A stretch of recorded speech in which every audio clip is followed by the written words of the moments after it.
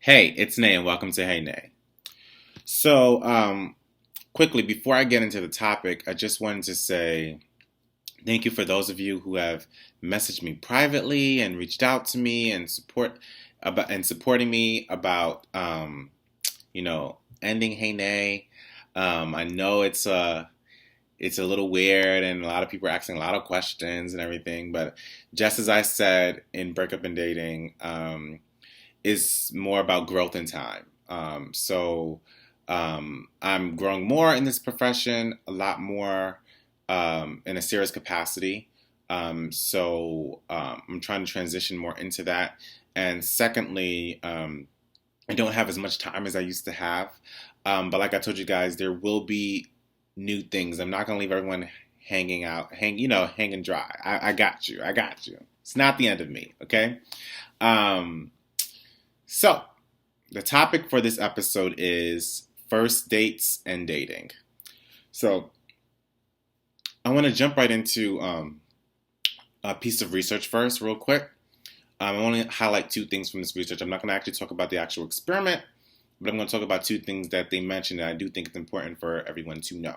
So, this study is called Goals for Cross-Sex First Dates, Identification, Measurement, and the Influence of Contextual Factors. It is by Paul Mangu, Mary Claire Moore Sarkowitz, as well as Lona Fakara-Theron. And they highlighted certain, I believe it's eight reasons. So they highlighted 8 goal-oriented reasons why people go into first dates. The first one being to reduce uncertainty. Which I guess is more about curiosity. So you want to know more about the person, or you want to figure out what's going on. Relational escalation. You want to have a relationship. And I think that sounds more normal. Having fun. I've heard that. Companionship. We just need someone. Ego booster. Sometimes you want to brush the ego to let everyone know that you still got it. Sexual activity. Sometimes you just want to hook up. Hedonistic and guilt. Perfect examples. Okay, great. I really understand those reasons. I would even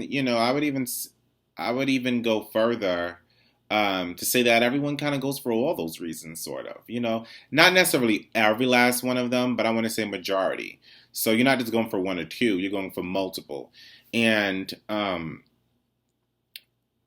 think it is a little tricky, and I think it does play a role depending on, um, I guess, what is the relationship with you and this person beforehand. And the article talks about that and how that was sort of a limitation, um, that they weren't able to really know how well you knew the person before. Is this person is it the first time you meet this person, sort of in a blind capacity?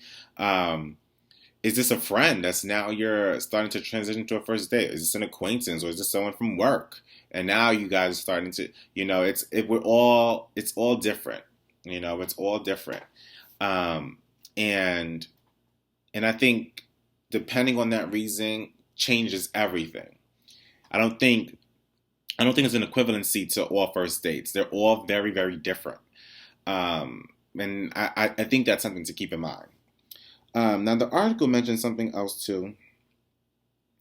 It did confirm other studies that, in regards to sexual activity, that's more of a goal for men than it is for women, but it still is for women. Um, and that women, one of the main goals for them is usually companionship or guilt, which I thought was interesting.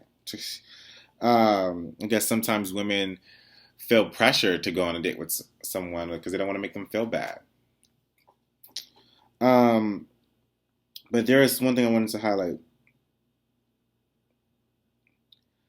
They say, I'm going to quote them: initially, first dates seem to be relationally charged, although not strongly sexually charged. I love that sentence, because a lot of people think that a lot of times, um, when you're on a date just because you want to, hook up with them. And that's not the totality of it. It really isn't. Um, it's more on a relational aspect. Think about it. If someone's actually trying to have a first date with you, or you're actually agreeing to a first date, that means that you want this to sort of be something, or potentially be something, or potentially grow into something. You want to get to know this person more to see where it can go. You know what I mean? You don't really do first dates with someone you're just casually hooking up with. You don't usually do first dates with someone you don't think you're ever going to be serious with. You don't usually do first dates with someone you don't care about at all. There is some sort of connection there, or some sort of, you know, small spark that has started in which you kind of want to get to know this person more or be around them more, and the first date is the key to that. Those are the only two things I really want to highlight from the article. They do an experiment and they got into a lot more stuff, but I don't want to sort of go off track on that. But definitely look it up.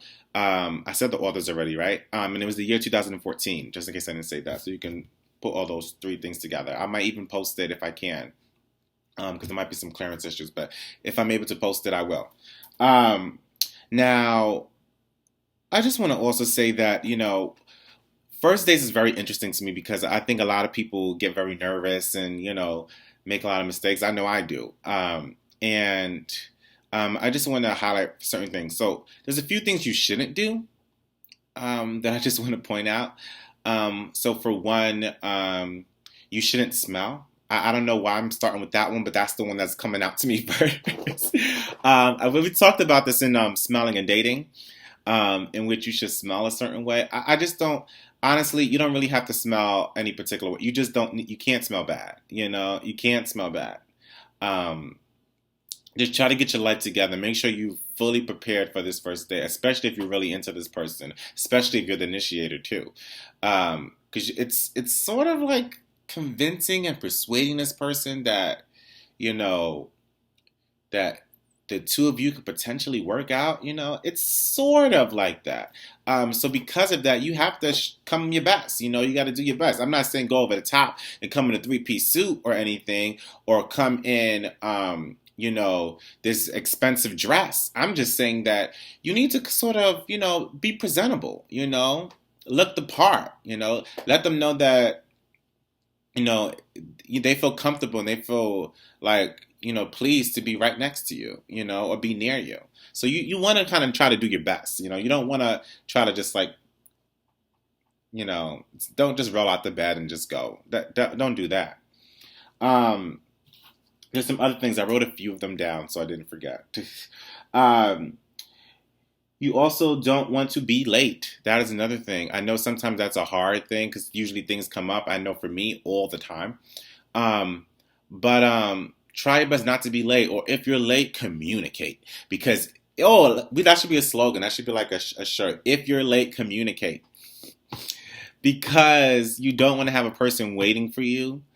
It's not good. That's like a bad first impression, because that's the other thing. With first dates comes first impressions.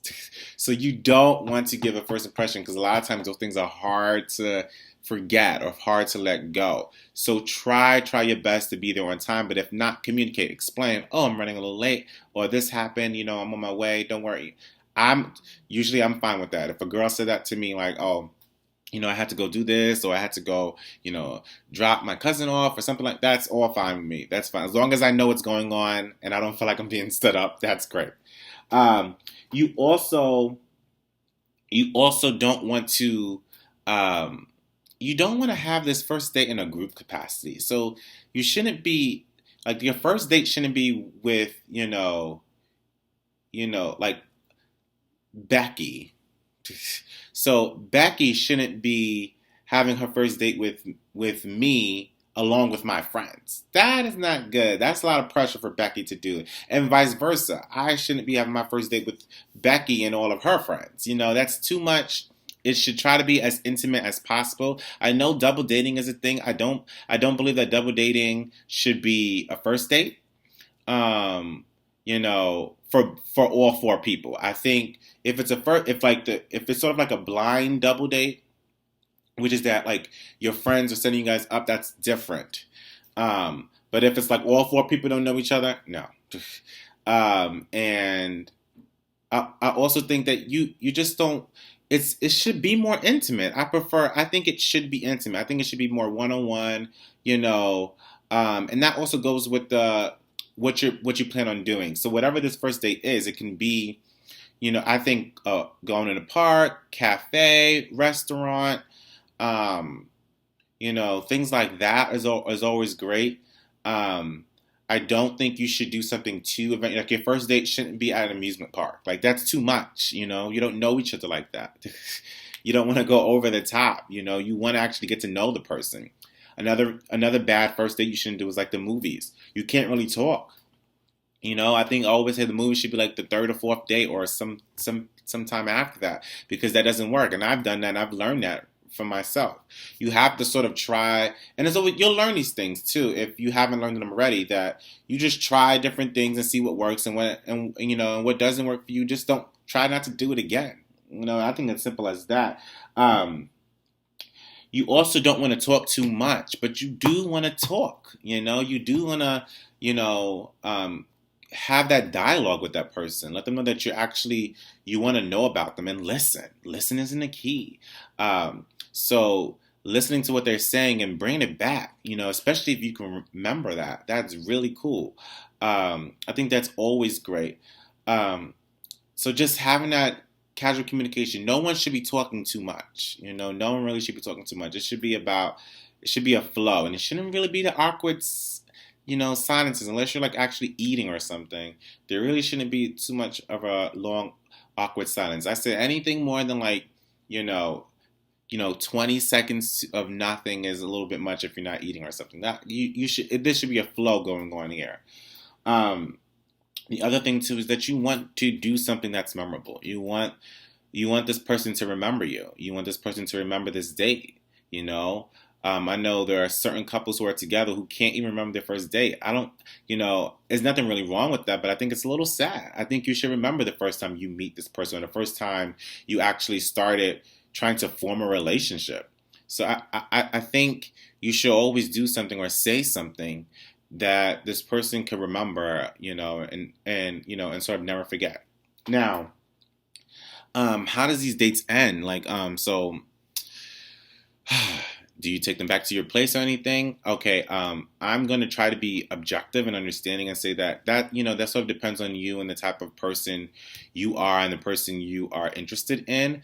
But I would recommend or suggest, for that matter, that you take things very slow. I think it's okay for you to sort of, bring that person back to their home if possible. I think it's okay to, say goodnight, or even give a text and say, I enjoyed this date or whatever. I think those are all recommendations. All the other stuff can come a little bit later down the road when you have multiple dates.